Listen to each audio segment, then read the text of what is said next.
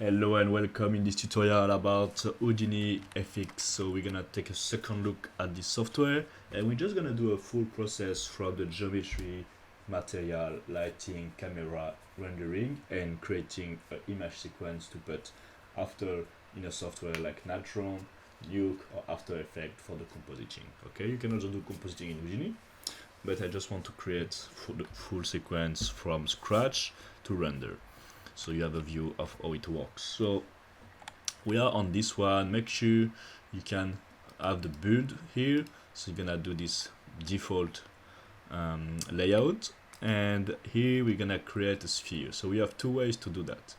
We have sphere here and we can connect, and now is adding you where you want to put it. You can see the how to say the translation, the position of the object here, and you're gonna create a sphere. So what you're gonna do is gonna do a geometry node and inside a sphere node. Okay, so very basic. You want to come back, you can as well do a geometry node. So you press tab on your object network and you do geometry node here, and inside you do a sphere.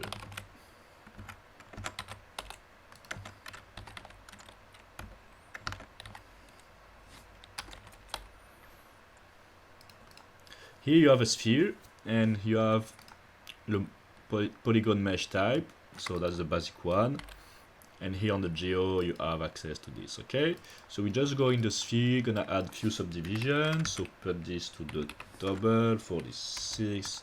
So we just create a mountain, just a basic deformer like this. We can after create a copy node.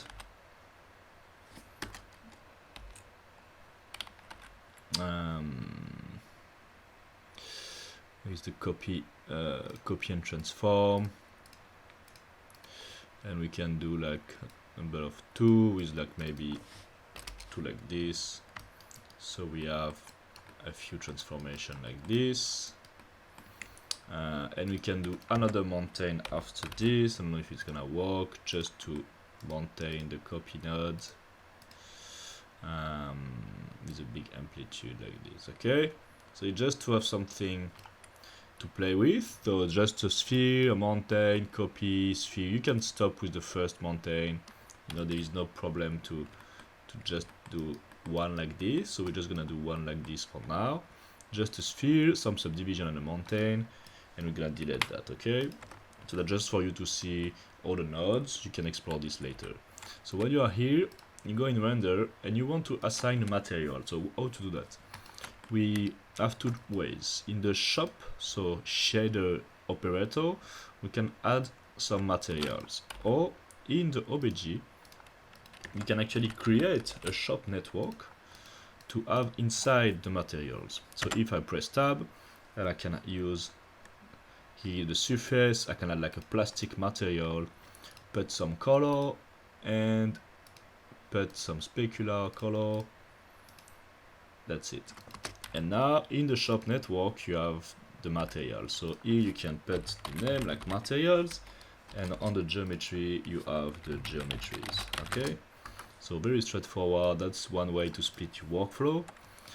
You can also change color. If you press C, you have access here to colors, but I would definitely let the default color for what you're doing, so you stay with something similar as the software. Okay, so here we are created a plastic. So plastic shader,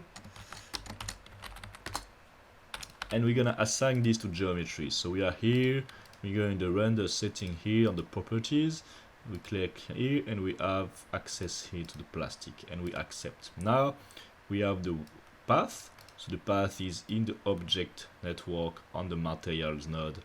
We want the plastic shader.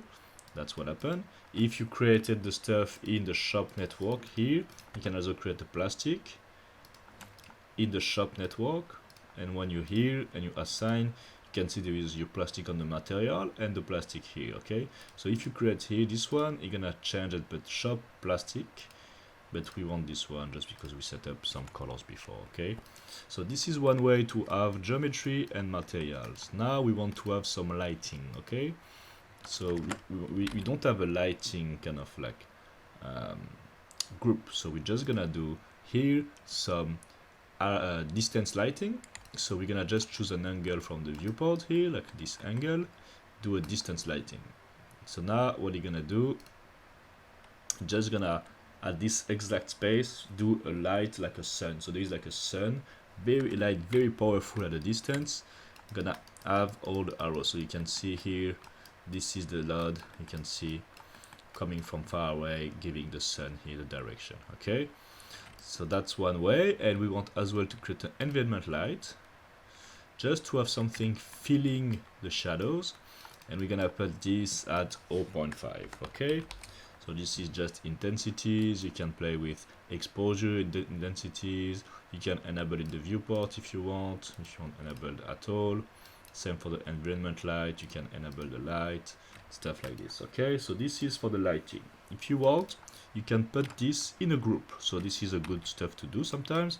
You're here and you want to create on this box to do a subnet stuff. So it's not like shader operator or geometries. This one is just a group. So basically inside here you have two lights. Okay, so very simple.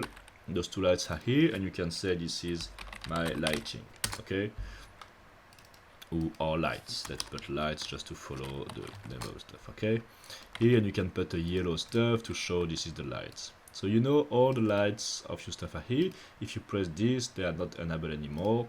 Here they come again. Okay, now we want a camera. Okay, we want to see from which angle we're gonna render the images. So we're gonna just create an angle like this one here and put camera here. So now we have a camera coming at this exact location. So that's what we want. We're gonna call this camera render. Okay, so this is now one of the first camera you create in Houdini. You have all you need to render a scene: a geometry, some material assigned to the geometry, a light, and a camera. So when you have all this together, you can actually press the render button. So you go on the render view here and you just press render. That was a previous render, it was keeping here. So when you press render, you're gonna take the rope camera. What you can do if you want to make sure you're using your camera render, so the camera you're using before, is you're gonna just go here and do render camera. Redo again, so you're sure you're aiming from the good camera. Okay, this is pretty crucial. So when you have this, now you can see your geometry is here, ready to render, and you're gonna comes with, so you see the light from the side, the material we put, the blue plastic, and some roughness. Okay, so this is a very basic one to work with. Now what we want is we want to create an image sequence based on that. So let's come back. We have the sphere, some deformation assigned, the material here assigned, the light, and the camera. Now we want to have a render settings here. So we're gonna go into the out here. And what we have already is the mantra IP here. So mantra IP here was the node they create when we press the render the first time. This node is created. If you delete this node and you press render, you're gonna create automatically, because you need a node for the render. Basically, when you press render here and it's starting to do the, as you see the calculation, you need a node called mantra IPR. Can be another name, but a node called mantra, because this is where all the settings comes. So by default, you're gonna put 3x3 pixel samples, the mean raise, SSS quality, all this kind of stuff. You can work in for adjusting your render, limitation, shading, render, tile size, and stuff like this. Okay, so here you choose the camera. So we choose the camera render. So we are sure we are using the good camera, and we want to do an image sequence. So on the top, we have here render frame range, and we can see the frame range here. So what we want to do is just create a little animation for us to have something visually different every frame. So you're gonna back in object, go in the geometry node, we can go back to the scene view to see what happened, and here in the offset we're just gonna create a key. So we make sure we are the frame one, we're gonna left click, go in keyframes and set a keyframe. Okay, so now it's in green, and what it says is like 0, there is a key at 0. Okay, if you move here, it's not green anymore, it's like blue. it say there is a key on this parameter, but not at this frame. So here you can see the frame is here, and at 120 we're just gonna do offset of 10, and we're gonna right click and commit the change. So now it's green again, and in between you see it's gonna do the interpolation between 0 and 10. So you see closer from here we are 10, and we go here at the number, and what happened is because it's an offset, you're gonna make evolve the sphere as you see. Okay, so that's a good one to see just the image changing. We're gonna come back, go to the output here, and here you have the start here, so it straight put the number here. So if you put 120 here or 120 here, you see it's gonna automatically adjust. You can as well break the connection, so delete the channel and put your frame range here if you want maybe to stop at 60. The one here, it means you're gonna render every frame. If you put 2, you're gonna render every 2 frame, 3 every 3 frame. So that's the padding. Now we want to know the name and where we're gonna save the images, right? What folder, what's the naming and stuff. So we go into image and we have automatically something set up. So that's good, we have this here because we want to know the name convention in Houdini. So this $heap, it just means you're gonna go add the heap project. So you're gonna use this as the path for the project. It's like when you do a Maya's project, you're gonna create a workspace, and this workspace is gonna have a specific name just to address the good location. Okay, and this is something automatized to make sure like every scene have this and they know they are in their own project. So what we want to do is we just want to keep this. So the heap name here, that means you're gonna use the name we use this int untitled stuff. So we're just gonna save the scene once. So I just create in my desktop a Houdini folder, and I'm just gonna test this test sphere. So you're gonna save a .heap. So now this I'm sorry, this is gonna be the name you're gonna put on the sphere. So heap here, and heap NC, as you see, has no commercial. So make sure you can see this. That's maybe a safe way for them to track the non-commercial scene with the commercial ones.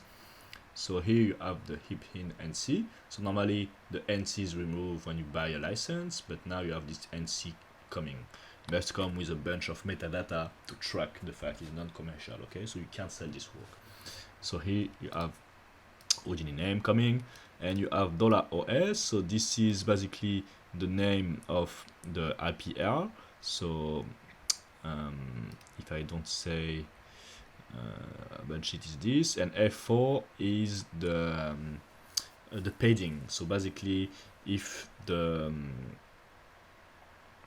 pad it's F4, it means it's gonna be 4 digit, like 0.0001, 0002, 003 for the frame 1, 2, 3, just to make sure you have like 1000 or even 9909 image like available. Okay, so F4 is just a way to say you're gonna have 4 digit when you render. So now you're here and you want to have this maybe on another location.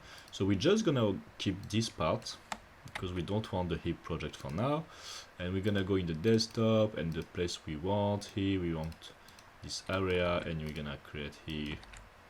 Okay, so now in my desktop Houdini I'm gonna have this. I'm rendering to disk, so it means it's gonna save the images. If you do mplay, it's just gonna be like a play blast, but a play blast for Houdini. Play blast is just a quick light image gonna create just for preview. It's good for animators, they just don't want to render everything. It's gonna be mainly using the viewport renders on some very light parameters to make sure you have something very light. Okay, so here we're just gonna take a look if the image is saved. We go in our desktop Houdini, and now we can see we have this. So as you see, you're gonna have test sphere for the heap name, mantra IPR for the OS must be the operation of the render node name, and F4 because we are for paging. As well, there is the extension EXR to say we're gonna render EXR files. Okay, so you can see here the evolution of your stuff, rendering images 5 to 6 to 16. You can see there is 5 images. Here there is the scene, NC, no commercial, and you can see your work here. Okay, so that's the way to do the full pipe for render in Houdini. Let's have a look again. So just to understand, we're gonna interrupt the render. You can also pause and come back later if you have something to do. So we add an object, we have geometry with a sphere, and we put animation on the mountain, so random deformer, something on your geometry. After we add the material, so we use the classic stuff of Mantra, so we use a plastic material in the shopping network, so shader network. Lights, we add 2 lights, then we group on this box here to have a set of 2 lights with a distance light and an environment light. I put the environment light at 0.5 to don't be too obvious, just for the sake of looking. And the camera was pressed here, adjusting on the press here to see exactly what the viewport was. And when we go in the out, we have the IPR render coming with the camera we want. So here the number of image and the stuff we want in terms of parameters for the render, but we can have a look later in a specific project. Okay, so this is for that. But now you come back to OBJ and you want maybe to set up the frame here, so you do a right click, expression, put a key. Okay, so that's one way to put keys. You can have maybe other ways. You can also track here if you want to look.